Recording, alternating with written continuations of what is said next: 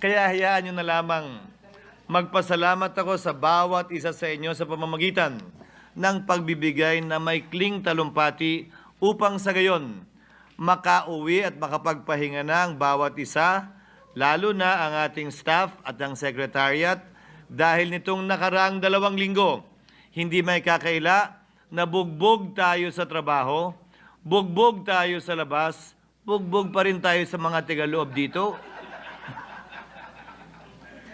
Kaya gusto ko ang mga oras tulad nito kung saan nagbibigay tayo ng mga magagandang talumpati. Kahapon lamang, maanghang na salita, nagpalitan tayo ng maanghang na salita. Pero ngayon, tila wala tayong ginawang mali sa isa't isa. Maging ganun pa man, Senator Coco, pinapatawad na kita. Lahat ng panimulang interpellation ni Senator Coco, naiinis ako, pero pag natapos siya, may punto naman talaga at naging mas matalino ako pagkatapos nun. Malaya na ang staff mo, Senator Coco, na makakauwi ng mas maaga mula bukas.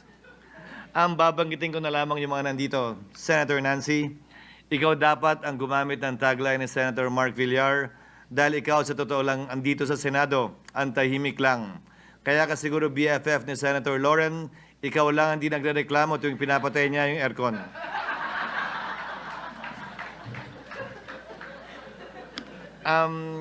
Kay Senator Bong,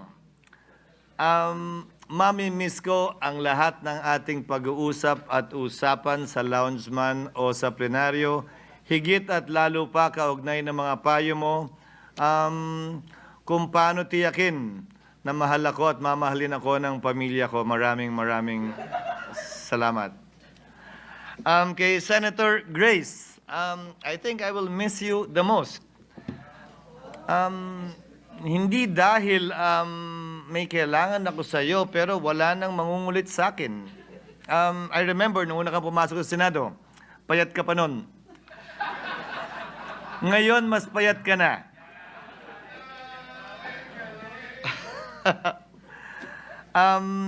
As Senator JV said earlier, I think your father will be proud of you. I met your dad first before I met you. I met your mom second before I met you.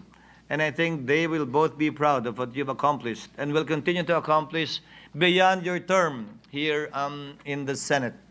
Isang bagay na naman po ang sasabihin ko, lahat ng panukalang batas, resolusyon, committee report na naipasa natin ay dahil sa tulong at pagpahintulot ng bawat isa sa atin.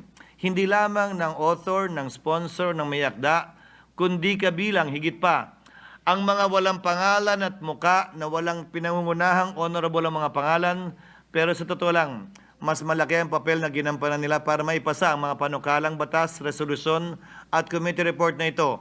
At yan ay ang Senate Secretary at lahat ng empleyado ng Senado. Bigyan po natin sila ng pagkilala. Nitong nagdaang mga linggo, naging masalimuot ang ating pinagdaan ng daan at naniniwala ako na sa mga susunod na buwan at linggo, hindi magbabago yan at magpapatuloy pa rin yan. Subalit, ang paniniwala ko ay ito, hindi tayo dapat tinitingnan depende sa kung sino ang binoto natin noong nagdaang eleksyon. That does not in any way define us and that should not define us in any way. Bawat isang miyembro, buo ang aking tiwala na nasa isip at nasa puso niya ang mataas na interes ng ating bansa at maganda at maayos na kapakanan para sa ating mga kababayan. Kailanman, hindi ko pinagdudahan yon. At sana, kapag tinitingnan natin ang bawat isa sa bulwagang ito, kapag pinapakinggan natin ang bawat isa sa mga salitang sinasambit sa bulwagang ito, kailanman, huwag nating isiping may iba siyang iniisip o motibo dahil bawat isa sa atin ay pantay at parehas lamang dito sa bulwagang ito, matagal man o bago. Bilang panghuling salita, malaking oras ang hiniling na ng bansa at ng bayan at ng ating mga kababayan mula sa mga miyembro ng Senadong ito sa nagdaang 3 taon, sa nagdaang 6 na taon, sa nagdaang 12 taon para sa ibaw higit pa. Maraming salamat sa inyong serbisyo. Thank you for your service. When I bid goodbye and bid farewell to the Senate in 2019 when I ran for governor, I said I will not say goodbye. I will not say goodbye to those who will not cross over to the 20th Congress unlike the impeachment. Instead, I will say, I will see you again. Hindi ako magpapaalam sa inyo. Ang sasabihin ko, hanggang sa muli nating pagkikita. Do not be strangers. We are just here. May dala man kayong folder o wala, andito pa rin kami. Mabigay man namin yung nilalaman ng folder o hindi, sana nakangiti pa rin kayo.